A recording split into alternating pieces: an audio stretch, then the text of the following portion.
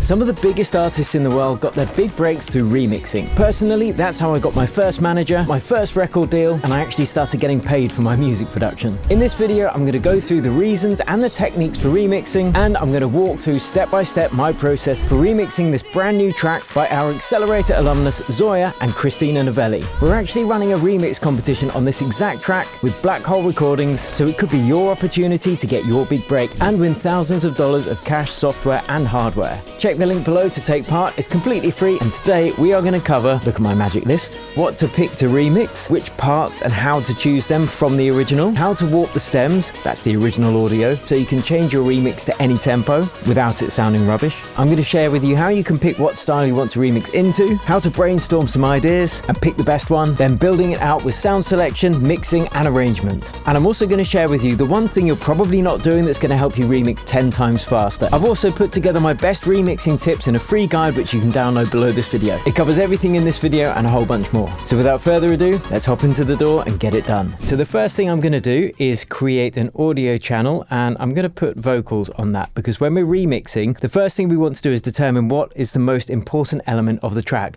Maybe up to 2 or 3 important elements. So it could be the vocal, could be a synth riff, whatever's the hook of the main track that you're remixing. So I'm going to pop in the vocals because that's a big part of this track. Next thing I'm going to do is just drag it in from our stems folder. Quite often you might have the stems of the vocals separated out into lead vocals or backing vocals. I'm just going to run with all of them together, but we've got to warp this correctly. So the original track that we're remixing is 128 BPM and it's in B major. So that makes things way easier for us. So first thing I'm going to do when I've dragged it in is just make sure that's warped correctly, like so. Complex Pro, 128 BPM, boom. And now it's going to be perfectly in sync with our project, whatever tempo we do. And I'm going to make this a little bit faster. I'm going to make this 130 BPM, and you'll see our vocals are still perfectly in time. Let's have a listen. Set me on fire. Perfect. Next most important thing we need to do is decide what vibe we want to remix this into. Now I'm going to take inspiration, as I said, from James Hype's track Don't Wake Me Up,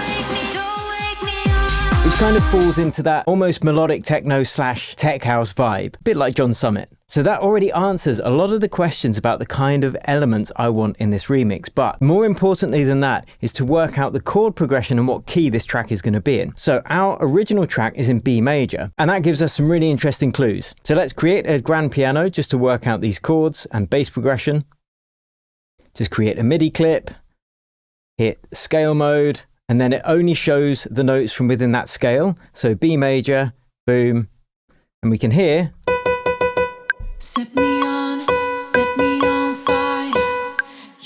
That kind of works, right?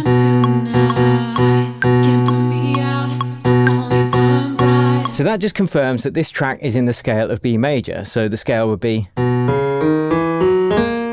like that. Now, I actually want to make this a little bit darker. So the first thing I'm going to do is work out a bass progression. I'm going to go to the chorus of the track because I definitely want that in our remix.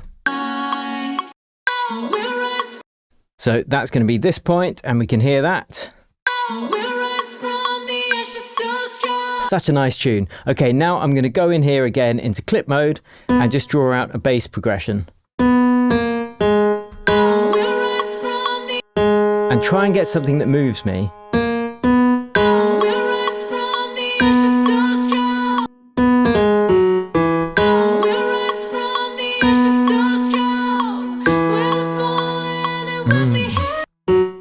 Now, something worth mentioning is I'm not listening to the original track in its entirety because I don't want to have that influence my remix too much. I'm just listening to the most important elements so I can create something new around it without being too directed by the original. Now, I want to actually try a slightly different bass progression.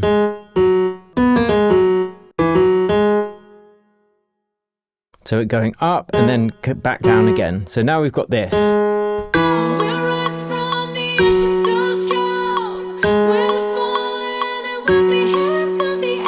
That's so nice, and then it just loops around. But something has happened here. We've actually drifted into a different mode. And the way I can tell that is because if this was in B major, that would want to resolve back to the B.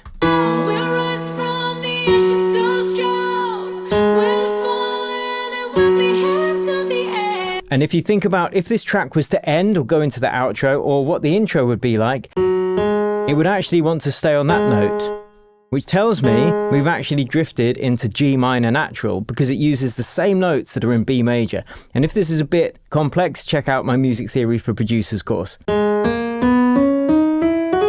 So I can hear we're in G minor, which is actually perfect because I want to make a slightly darker sounding version of this track. So I'm just going to switch the scale mode to G sharp minor, like so. And we can see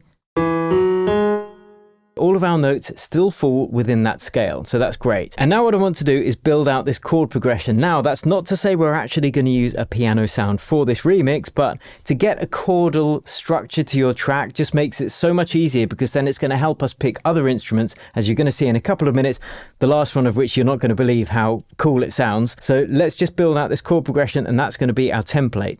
So I'm just going to skip a note each time like that. Really easy when you're in scale mode. So they look like little hamburgers, really unappetizing ones. Sounds like this. So easy. Really, really nice. So now let's take this bass progression, which is just the lowest note of each of these, and build it into our bass line. But first, we got to get a big fat kick on this and name this bad boy.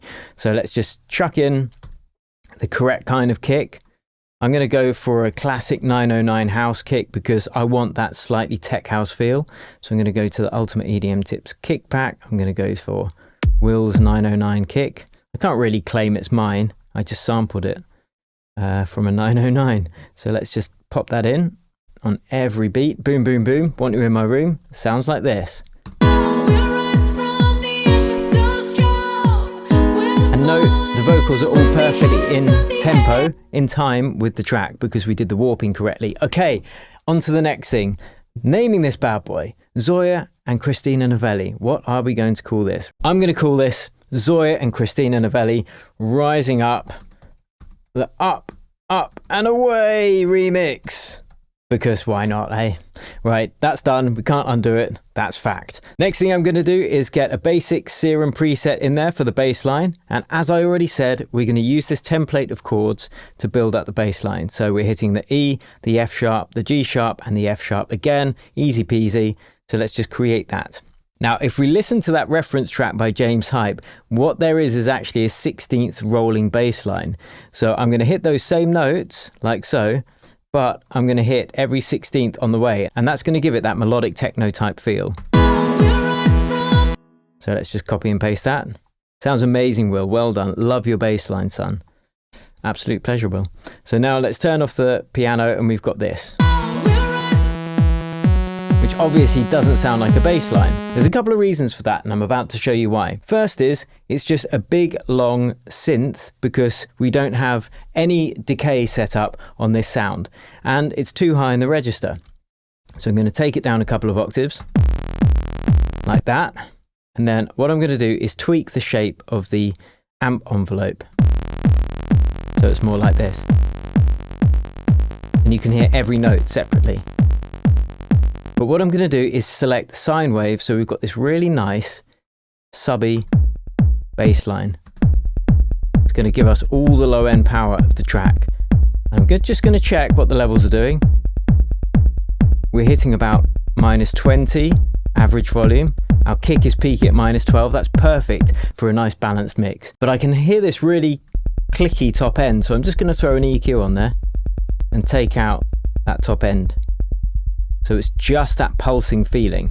But we need to actually hear a bit more of the bass line. So I'm going to duplicate this, call this version mid bass. And this is really cool. It's going to allow us to add stereo width to our bass without adding dodgy phase cancellation issues in the low end. So with mid bass, and you always want to be listening for your reference tracks if you are wanting guidance on how to create a particular vibe or sound. So I'm going to take out the low end this time because our sub bass is already doing that. And then I'll choose a saw wave again. And this is going to be our mid bass. So let's just add some more unison. And now we can have it really nice and wide. Let's put a filter on there. So this is giving us the body to our bass line. Next thing I'm going to do is just group these two channels together, call it bass in the place, London. And I'm going to throw sidechain compressor on there so they duck and bounce in time against the kick. So I'm just throwing normal compressor on there. Let's call it SC comp, keep things nice and simple. Take the input from my sidechain trigger track, which I'll need to copy throughout the whole project. I think it's on loop. No, let's just make sure it's looped. And then I can drag it across the whole track.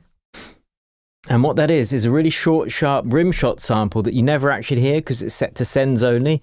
And it's just going to be used to control our sidechain trigger. So now we've got this kind of effect.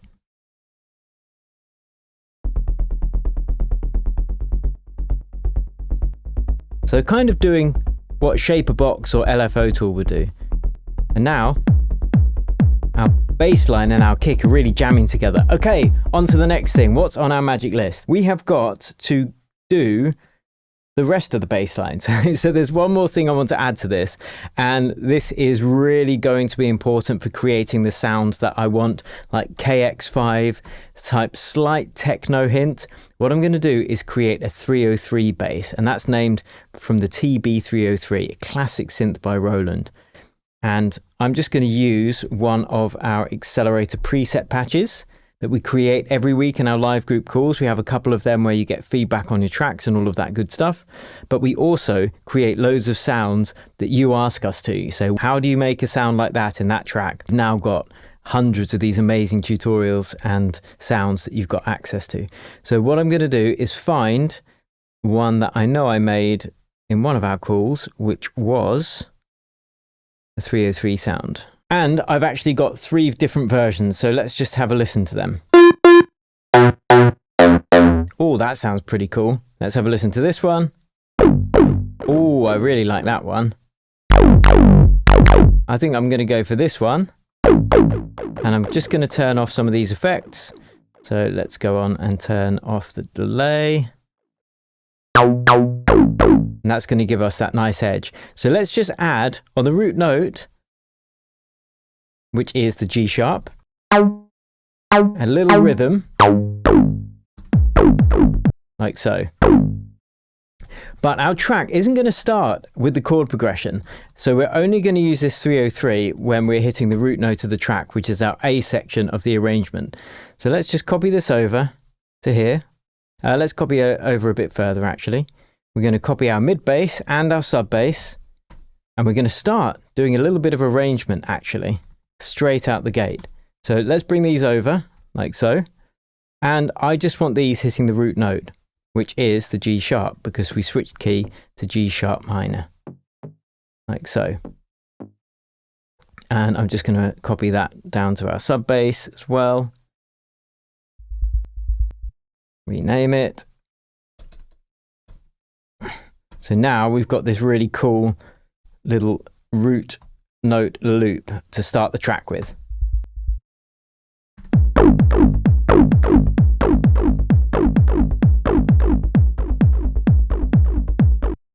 Oh, I really like that already. I'm just going to switch it up a tiny bit at the end, and I think we need to add a little bit of reverb to this, so let's use the Hall reverb.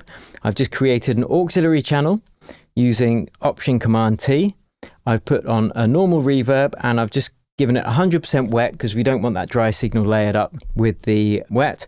And then I've given it quite a long decay time, and I'm just going to feed out some of this 303 sound to that.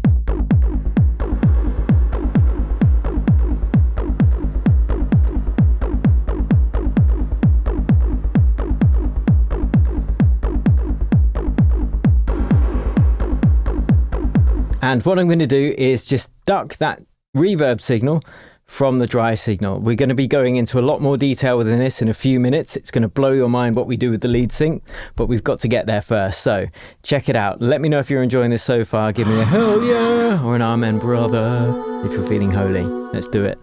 So you can see I'm actually going to duck this reverb signal. So when the dry signal plays, we get this pumping effect. Like so.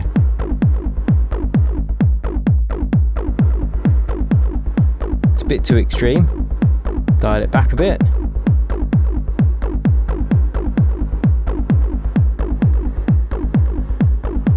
Cool. Okay, next thing we want to do is create the rest of the drums to really get this groove going. This is going to be really important for getting the whole vibe of the track, but now we can control our bass all in one place. So to create these drums, I want to go for something quite simple to keep that old school feel.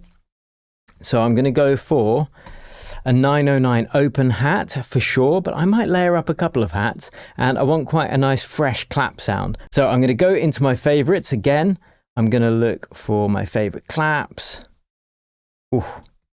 Oh, this is my favorites folder, actually. Let's go to Will's favorites. I don't have that many claps saved in there, but I do have. I like that one. I've got some good ones. I'm going to go for that Doty clap, actually. Let's just bring that into our drum rack. Program it in on every other kick. And we can always use hot swap mode and listen out to see if any clap sounds are going to fit better with the frequencies we've already got. I quite like that. And at the end, I'm going to add a little clap on the snare skip point. Again, we go into that in the accelerator and the music theory course. But listen to what it does to the groove.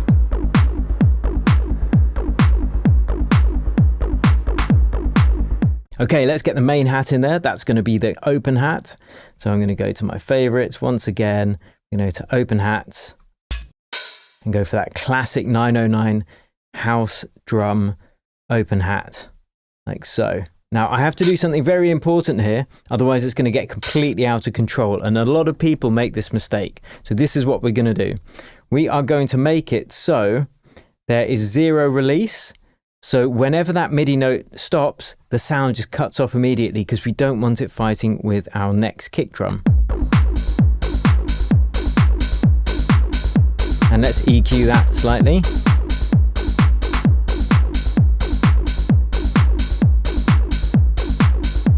Give it a little bit more high end. Okay, cool. Next thing I want to do is add that 16th hat groove. So I'm going to go to our closed hats. I think I'll use this lot.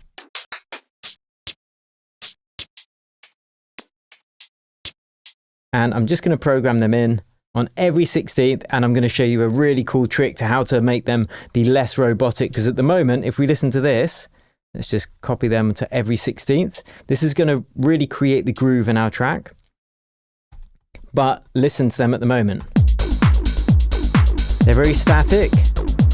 Like so. So what you can do is add a sidechain compressor at the end of just the closed hats, much like we did with the bass line, exactly the same. And then we can just make that bounce slightly as well. Against the kick, which just adds way more movement.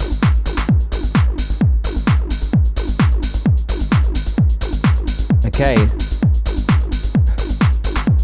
Cool. Next thing we want to do on the magic list is create the main riff, because we've got a good idea for a little bass groove. Let's just try it with the vocals, see how we're getting on.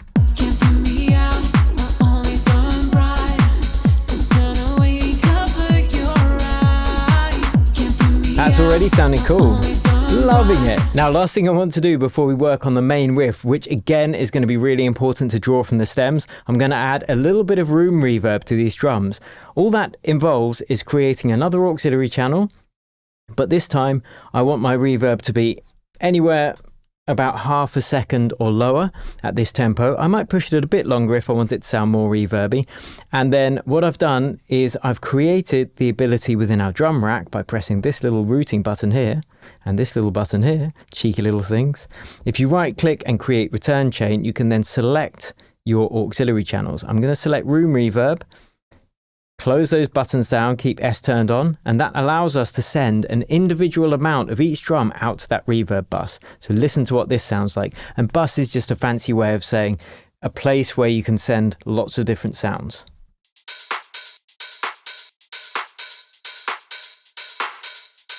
Hear the difference?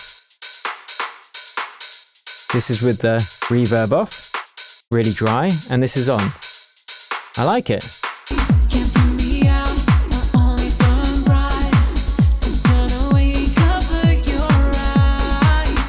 Oh, I'm already really loving this, but what does the magic list says? It says to me we need the riff wheel.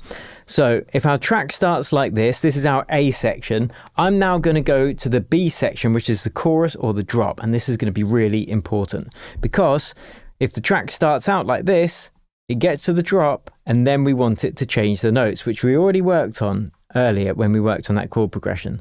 So let's bring our drums over there and start working on this bit.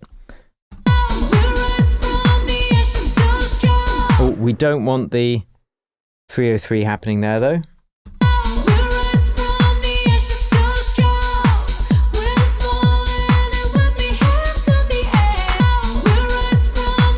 Let's add another oscillator on that mid bass so it's a bit more audible.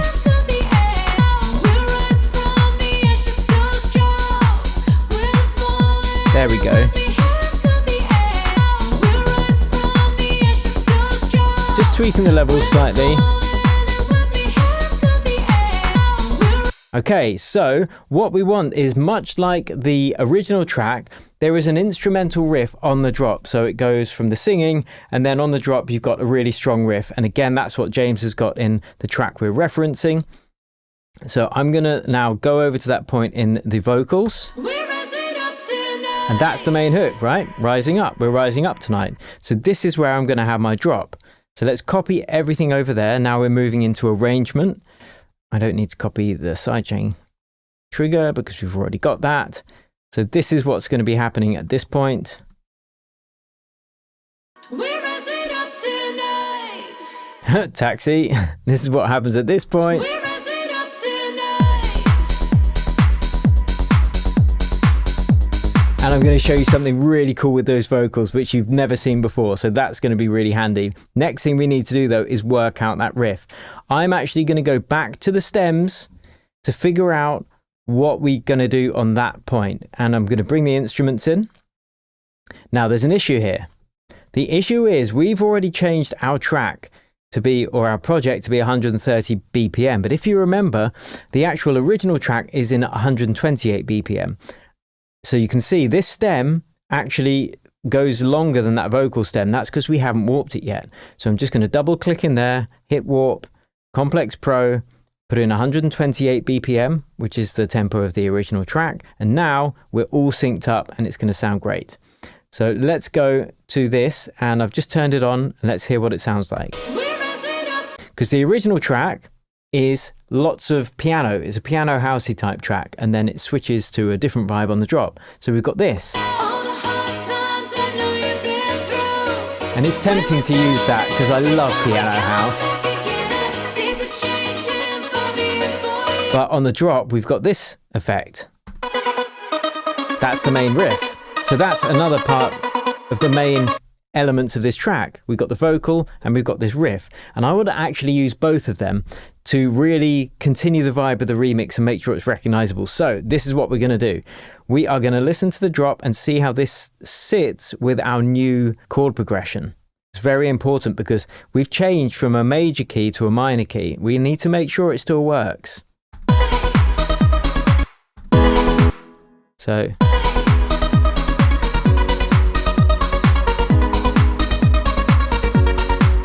and it still works, which is great. So if you do change key, changing it from a particular key to its relative minor or relative major, if you're going from a minor key, is going to be the best way to ensure that it's probably still going to work. So we went from B major to G sharp minor. And the way that we can do that is just count to the 6th position of the scale of the major key. And that's going to tell us what the relative minor is. So if we look here, say we were in B major, which is going to be this one. 1, 2, 3, 4, 5, 6 is the G sharp. And that's how we could switch the relative minor key, which is G sharp minor. Anyway, enough of that stuff. Let's now create something that's going to make this pop even more. I want this to really pop out. And this is what I want to show you that James Hype did on his Don't Wake Me Up track. I'm going to create a basic riff melody line like this, just in MIDI. Let's call this riff. But one of the most important things when it comes to creating any dance music track, or indeed any pop track too, not just remixes, is that we don't want to try and cram too many ideas into one track. We don't want any more than maybe 2 main ideas that we can execute throughout the entirety of that track and have it sound great. So I'm going to hit the same notes with our synth, and then I'm going to show you what James did to make his track. So let's open up this serum. We've got this sound at the moment, which is just a basic saw wave. And now let's work out what notes are in this riff. I'm going to hit scale mode. We're going to choose G sharp minor because that's the key in which we're working. And then I'm just going to listen to our instrument track and just tracing the notes. Let's hit scale mode.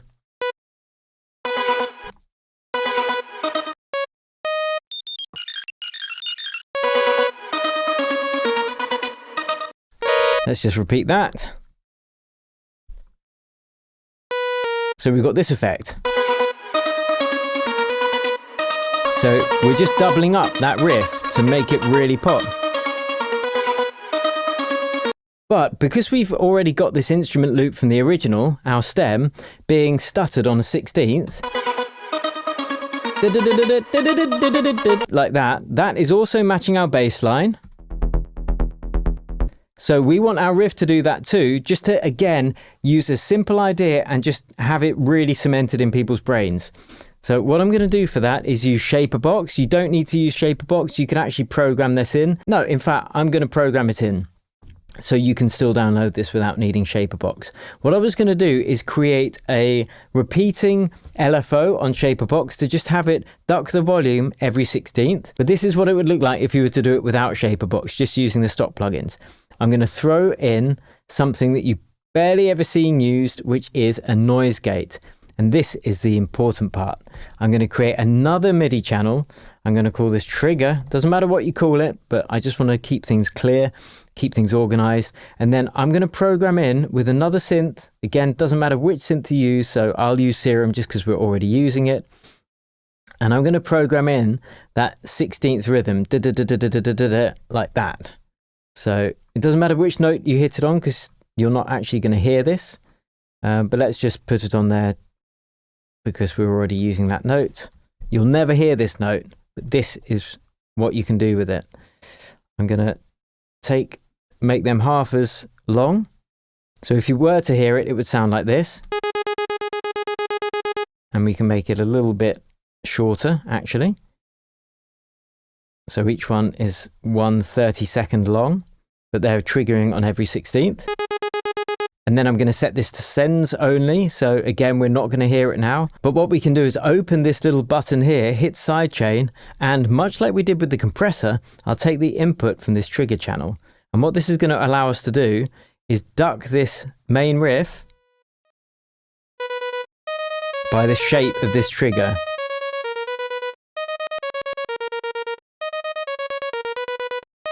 So instead of this, we've got this effect. And now it's going to match perfectly with our main instrument like this.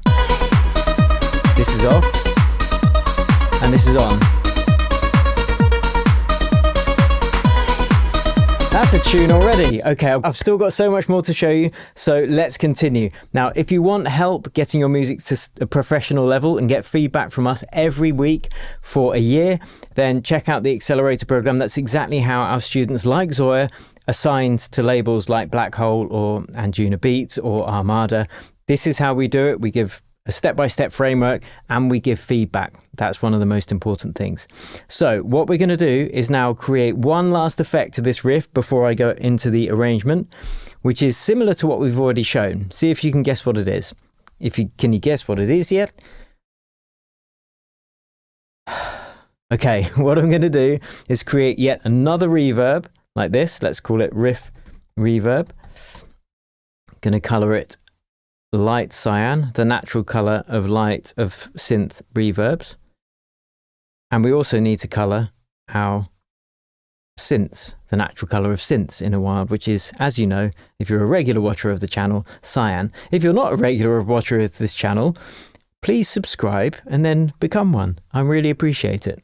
So we've got this riff We actually don't need this grand piano. Oh, actually we do, and I'll tell you why in a few minutes. We're not going to be using a piano at all. It's going to blow your mind. So first, let's get this effect I want on this riff. What I'm going to do is create one more reverb, 100% wet because it's on an auxiliary channel, and then I'm going to feed some of this riff out to it like this.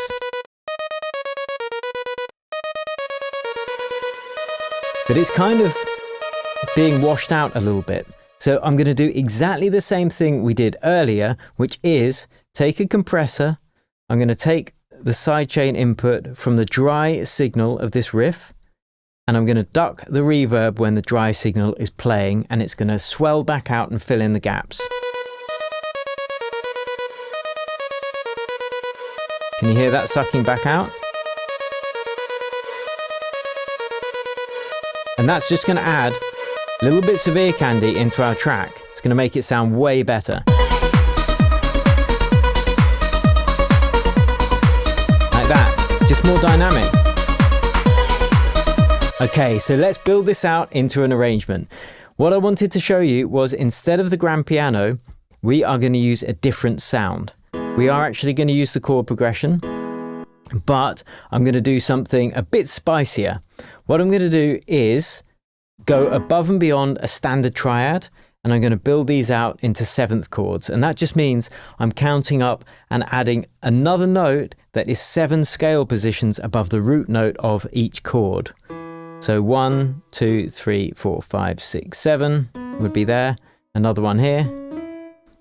That sounds weird though. That's a diminished chord now, so if you ever stumble across a diminished chord, just move the top note up 1 scale position and it will sound good again. Make the 7th there, and then that one will be a diminished, so I have to move that up. Now we've got this.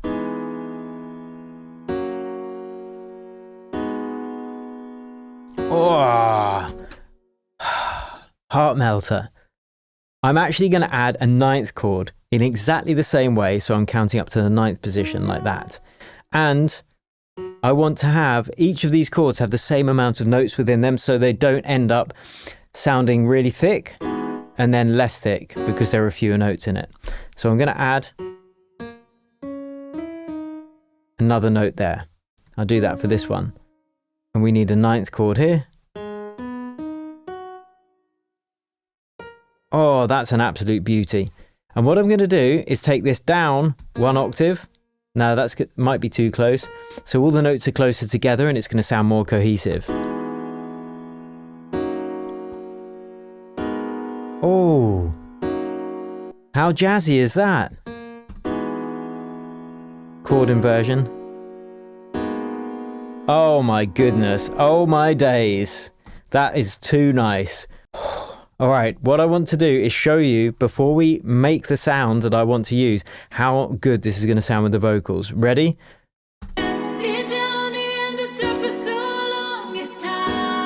Oh, emotions.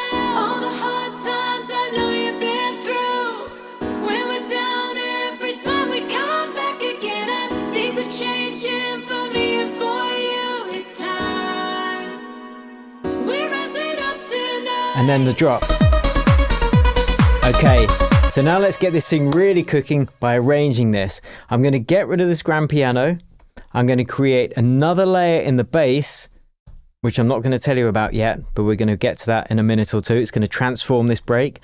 And what I'm going to do, instead of using a grand piano, I'm going to go for something a bit more warm and organic. And again, I've got to say thanks to James for this inspiration. And I will use Contact for this. Now, if you don't have Contact, it's fine. I'm going to freeze this anyway. Actually, no. The way that you can get these stems is to enter the remix competition. It's free. You can win some incredible prizes, so don't forget to check that out below. And I'm just going to show you how you can come up with a remix. That's what I'm doing today. So let's have a listen to this organ sound. Well, that doesn't sound like much of anything, does it? I want something really warm like that. No, I'll go for this one again. So it sounds kind of dusty almost. And now let's listen to these chords.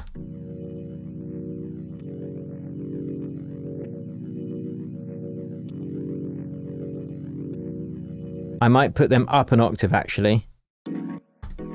That's better. Praise the Lord. Oh, that's too nice. What I want to do actually is make these fire off on the 8ths, so there's a bit more rhythm to it, because it's a little bit losing the rhythm there. And then I'll make them a little bit shorter, so you can hear the gap between each one still. So there's still rhythm to it. So let's do that for all of them. Take them down to an 8th. 1, 2, 3, 4. 1, 2, 3, 4, 5, 6, 7, 8. No, I'll make them even shorter, I think.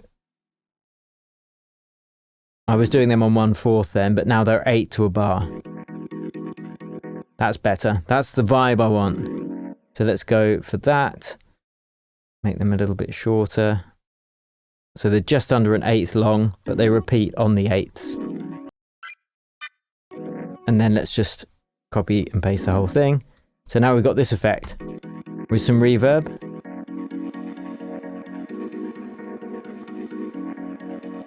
But I need to create a different reverb because this one is going to get ducked by the one that we were using for the 303. In fact, I'll stay with this one because they won't play at the same time. How nice is that?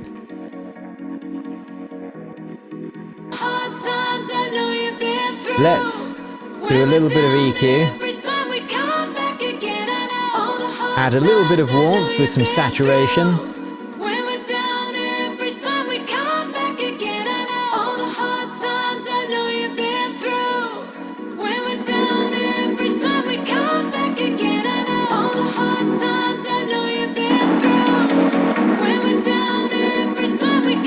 Oh, I like that one. Listen to that. Really warms it up. It also makes it a lot louder, so. Ah, right. Now I'm going to show you how to make this break really stand out and keep the energy moving forwards. There's two things we're going to do. The first of which is create yet another bass. So let's get this in here. I get excited now, see. I'm going to call this Reese bass. Reese like the butternut cups. Is that a thing? Yeah, that's right. It's a thing over the water. I think we have them here now. So what I'm going to do is just create a nice warm sustained bass like this. Well, that's not warm, but it is sustained. I'm going to add some unison like this.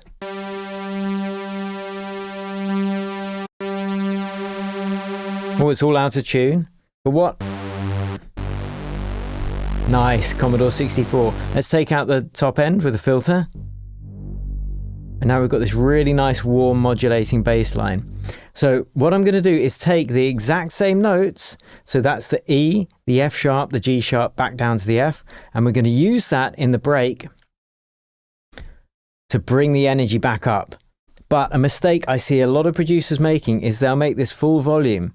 So it's as loud as their drop bass, sorry, but we don't want that because otherwise there's no contrast, and dance music's all about tension and release and contrast. We're going to turn off the main sounds there because the chords are actually different, so we don't want those piano chords playing. And now we've got this effect. Why can I not hear any bass? Ah, I put it way too high.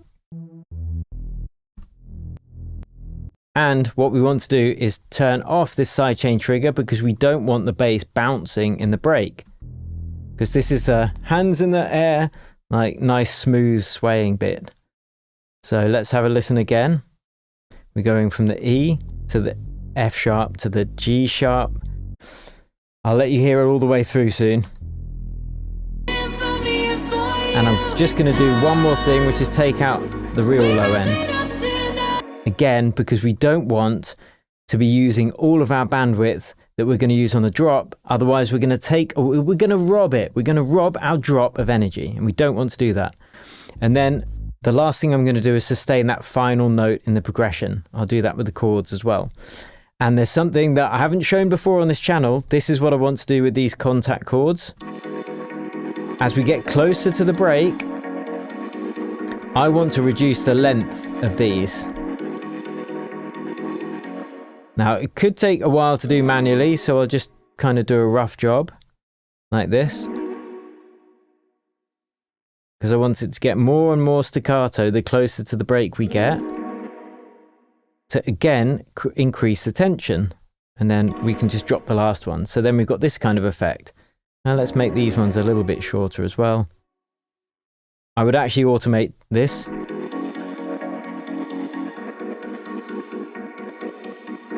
So we're just reducing that tension, and the last thing I'm going to do is add an auto filter and just take out the low end of this as we get closer to the break. So again, we're adding extra tension. See, we're taking out that low end. So now we've got this kind of effect. In fact, I won't play it yet. I'm going to do a bit more work on this. This is the main bits of what we're doing. I actually go fully into this in the remix section, the brand new module in the Accelerator program, as well as loads of other examples of how to remix. And I'm going to share with you the one thing that you're probably not doing. So first, let's listen to the finished result.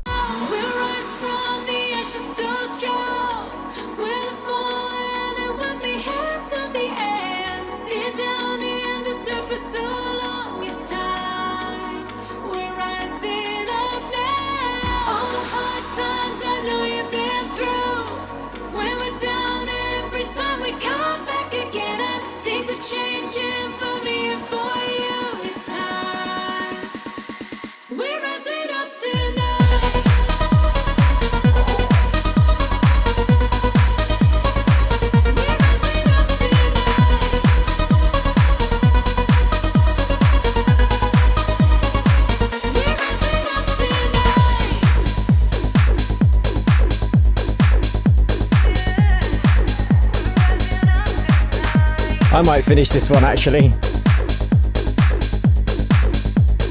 Okay, so that is how I would go about remixing, and the one thing that you're probably not doing that really helped me with this is using a reference track. So I've got to say thanks to James Hype for his awesome track that helped me put this remix together, and also a massive thanks to Black Hole Recordings, Zoya and Christina Novelli for providing this amazing original. Now you can actually use AI to help you remix as well, and I'm going to show you how to do that in a minute. But if you want to get signed to labels like Black Hole, Armada and Juna Deep and many other world-class record labels just like our other Accelerator students, you can check the details out below, and don't forget to enter this remix competition. It's a great opportunity. Now I just mentioned that you can use AI to help you remix as well, so I've put together exactly how I've done that in this video here. And before you head over there, if you enjoyed this, give it a like and consider subscribing to the channel. Thanks for watching, and I'll show you how you can use AI to remix literally any track in this video here.